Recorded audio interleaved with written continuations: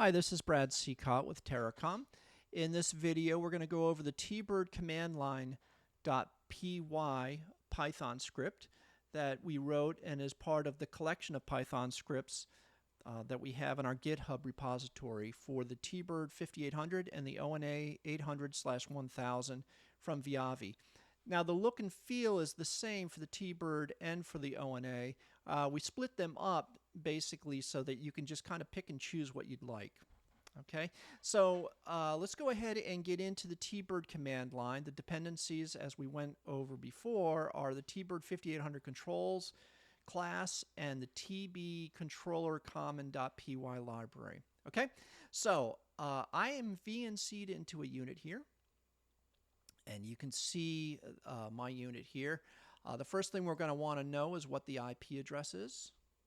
Okay, so let's go ahead and find out what the IP address is. We'll go to System, Network.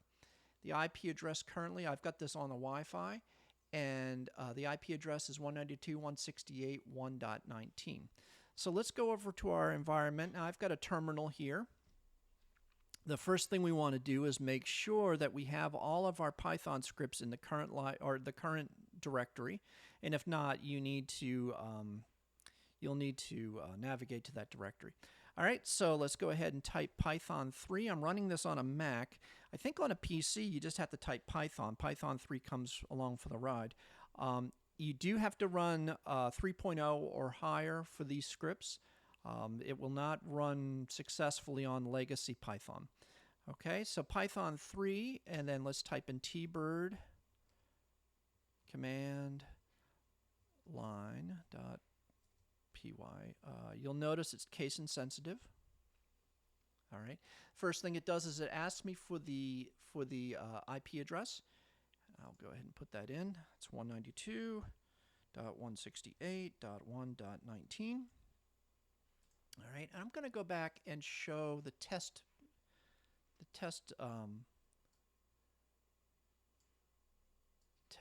view on our VNC, just so you can see what's going on here. Now we'll go ahead and launch this. The first thing that happens is it is going to blank the screen or hide the screen.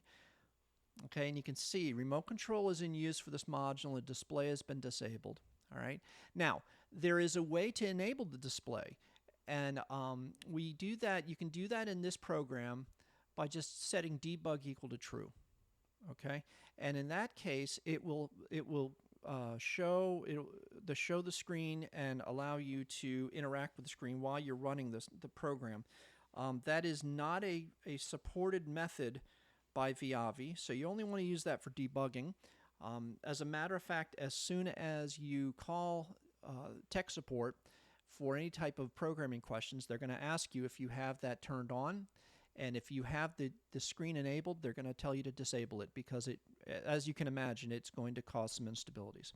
Okay, so the first thing that we're prompted with in this script is some app choices. Now we preloaded a few app choices here: 100 gig, 100 gig E, KR4 FEC. You can put in anything you want, and you can put them into the program, or you can actually put them in manually, and I'll show you how to do that later in this video. All right, so I'm going to choose one, which is 100 gig E layer 2 traffic terminate. Okay, and it asks me what port I want. Valid ports are 1 and 2. It turns out I have a module plugged into 100. Or I'm sorry, I have a module plugged into port 1. So I'm going to say port 1. Okay, and it's going to go ahead and launch this application. So what it's doing here is it's launching this application software into the FPGA in the instrument. And this takes a little while. It takes about 30 seconds to a minute to load this up. And then once it's loaded, it will prompt us.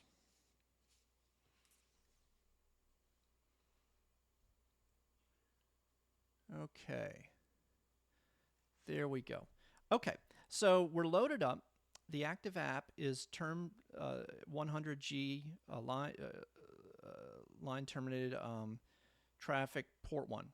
Okay, so let's go ahead and type in help here. And this gives us all the commands that we have for this script. App brings up new apps. Applications. Multi-app allows you to bring up multiple applications. So if you wanted to bring up an application for port 1 and an application for port 2, you can do that. You can start an app by name explicitly. Okay, so you could look up in the manual and you could say start this application. All right, application and then the port. All right, and then you can multi-start app names. CURR gives you the current apps that are running. Peak, this was written so that we can talk to modules explicitly. So say you have a developmental module or a module under development, and we don't have it programmed in the TB5800 or the ONA800. You can go ahead and peek and poke directly to that module. And you can do that on the front panel of the TB5800, but where this becomes very powerful is when you start using the file parser, because you can load peeks and pokes into the file parser and have them script out automatically. Delay, skippy commands, and help to get this menu. Closing an app ID, active, select what the active app is. So you can see that this is probably a pretty useful thing, a pretty useful program to use actually while you're programming. So if you wanted to program a file parser or something like that, you can run some of these. Let's go ahead and try some stuff. Let's try this skippy command. So let's go ahead and run this skippy command. So this is, so we call skippy. Commands in the program are not case sensitive, but commands to the instrument are. Okay, so I need to have full caps here. SYST, APPL, CAPP, question mark. So this is asking it to return to us the current application. Okay, and there's the current application. Okay. So the other thing we might want to do, we might want to peek, want to peek or poke that that module. So there's two ways to do that. You can peek by the page address, or you can peek with the current page. All right. So let's go ahead and do that peek.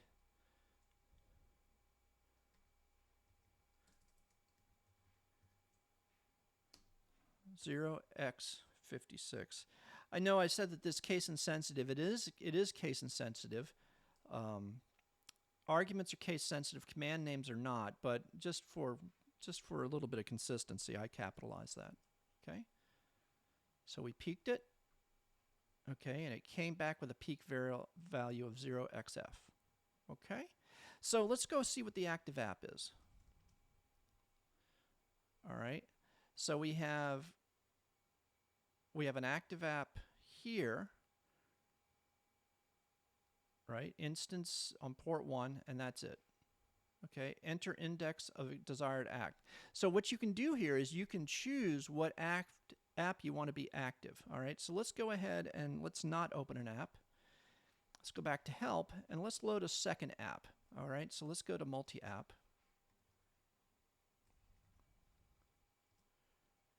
And let's load up a 10 gig app on port 2. Okay, so let's select number 3, and we'll load that up on port 2.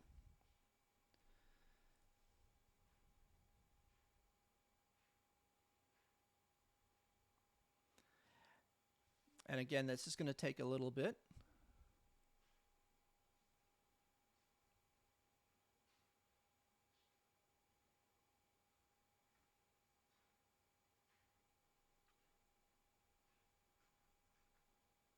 All right, so let's go ahead and do current, CURR, for the currently running apps.